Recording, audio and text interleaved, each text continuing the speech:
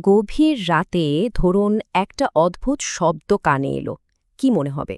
এটা কি কোনো বিপদের আওয়াজ, নাকি সবটাই আমাদের মনের ভুল?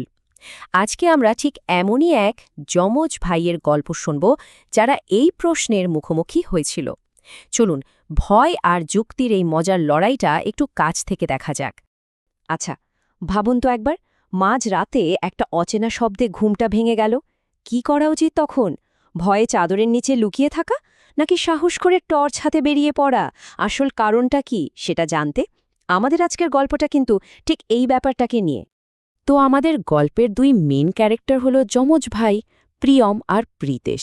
একটা শান্ত রাত, যখন চারপাশ একদম চুপচাপ, সবাই ঘুমে মগ্ন, ঠিক তখনই মাঝরাতে একটা অদ্ভুত অচেনা শব্দ ওদের দুজনেরই ঘুমটা ভেঙে দিল।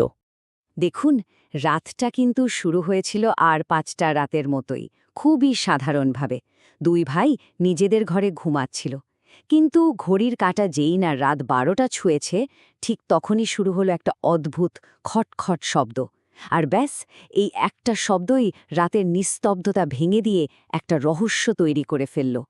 মজার ব্যাপার হলো, একই শব্দ শুনে দুই ভাইয়ের রিয়াকশন ছিল একদম আলাদা, যাকে বলে পুরো ৩৬০ ডিগ্রি উল্টো। আর এখান থেকেই গল্পটা একটা দারুণ মোড় নেয়। আমরা ভয় আর যুক্তির মধ্যেকার ফারাকটা খুব স্পষ্টভাবেই দেখতে পাব। দেখুন, প্রতিক্রিয়াটা কতটা আলাদা। শব্দটা শুনেই প্রিয়মের কল্পনাপ্রবণ মন ভেবে বসল, ভূত নাকি রে? সে রীতিমতো ভয় পেয়ে গেল। আর অন্যদিকে প্রীতেশ কিন্তু ছিল একদম শান্ত। তার মাথায় ভয় টয় কিছু আসেনি, বরং একটা প্রশ্নেই ঘুরছিল, আরে, শব্দটা আসছে কোথা থেকে? আর প্রীতেশের এই কথাটা, ভয় পেলেই রহস্য বাড়ে, এটাই কিন্তু এই গল্পের আসল চাবিকাঠি। ও ঠিকই বুঝতে পেরেছিল যে শুধু শুধু ভয় পেয়ে বসে থাকলে রহস্যটা আরও বাড়বে, কমবে না। তাই তো ভয়টাকে পাত্তা না দিয়ে যুক্তি দিয়ে ভাবা শুরু করল। তো এরপর দুই ভাই মিলে ঠিক করল, বসে থাকলে চলবে না, নিজেরাই এই রহস্যের সমাধান করবে। আর এখান থেকেই বলতে পারেন তাদের ছোট্ট একটা গোয়েন্দা অভিযানে শুরু হলো। ওরা কিন্তু বেশ গুছিয়েই তদন্তটা শুরু করল। প্রথমে হাতে একটা টর্চ নিয়ে খুব সাবধানে ঘরের দরজাটা খুলল।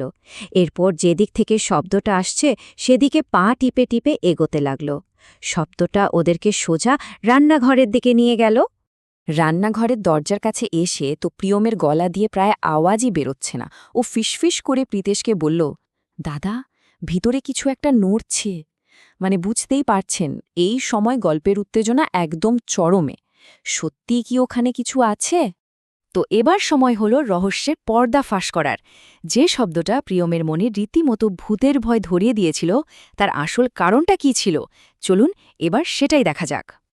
আর এই হলো সেই বিরাট রহস্যের সমাধান। কোনো ভূত, প্রেত বা অন্য কিছু না। রান্নাঘরের একটা ঢিলা জানালা বাতাসে নড়ছিল, আর তাতেই ওই খটখট শব্দটা হচ্ছিল। ভাবা যায় কি সহজ একটা ব্যাপার? আসল কারণটা জানার পর প্রিয়ম তো লজ্জায় আর হাসিতে প্রায় লাল। ও নিজেই বলে উঠল, আর আমি কিনা ভূত ভাবছিলাম।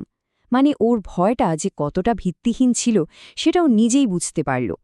এই কথাটার থেকেই বোঝা যায় আমাদের কল্পনা অনেক সময় সাধারণ একটা জিনিসকেও কি ভীষণ ভয়ঙ্কর বানিয়ে তুলতে পারে।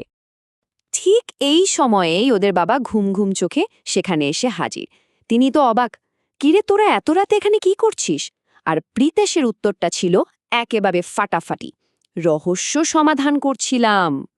এই যে ছোট্ট একটা রাতের অভিযান হলো, এখান থেকে কিন্তু দুই ভাই একটা মস্ত বড় শিক্ষা পেল। আর সত্যি বলতে কি, সেই শিক্ষাটা শুধু ওদের জন্যই নয়, আমাদের সবার জন্যই খুব দরকারি। ওদের মা খুব সুন্দর একটা কথা বলেছিলেন, ভয় পেলে মাথা ঠান্ডা রাখতে হয়। দেখুন, ভয় পাওয়াটা কিন্তু স্বাভাবিক, কিন্তু আসল কাজ হলো ওই মুহূর্তে মাথাটা ঠান্ডা রাখা। তাহলেই কিন্তু পরিস্থিতিটা পরিষ্কার বোঝা যায় আর ঠিকঠাক ব্যবস্থা নেওয়া যায়। আর প্রীতেশ, যে প্রথম থেকেই যুক্তি দিয়ে ভাবছিল, সে পুরো গল্পের সারমর্মটা এক লাইনে বলে দিল, কোনো কিছু নিয়ে হুট করে একটা সিদ্ধান্তে পৌঁছে যাওয়াটা ঠিক না। তার আগে ভালো করে খুঁজে দেখা উচিত আসল সত্যিটা কি, সেটা জানা দরকার। তাহলে এই পুরো গল্প থেকে মূল শিক্ষাটা কি? এটাই যে কোনো অজানা পরিস্থিতিতে ভয়কে আঁকড়ে ধরে থাকলে চলবে না, বরং যুক্তি আর সাহস এই দুটোকে কাজে লাগাতে হবে। তাহলেই দেখবেন যে কোনো রহস্যের সমাধান করা সম্ভব। আসলে শেষ কথা হলো এটাই, ভয়কে জয় করার সবচেয়ে ভালো উপায় হলো ভয়ের কারণটাকে জানা। যখন আমরা জেনে যাই যে ঠিক কিসের মুখোমুখি হয়েছি, তখন কিন্তু সেই অজানা ভয়টা আর আমাদের ওপর চেপে বসতে পারে না। এবার তাহলে একটা প্রশ্ন থেকেই যায়, তাই না? প্রিয়ম আর প্রীতেশের মতো আমাদের জীবনেও তো কত ভয়ের মুহূর্ত আসে। আচ্ছা, সেই ভয়গুলোর পেছনেও কি এমন কোনো সাধারণ হয়তোবা মজার কারণ লুকিয়ে থাকতে পারে? এটা কিন্তু ভেবে দেখার মতো একটা ব্যাপার।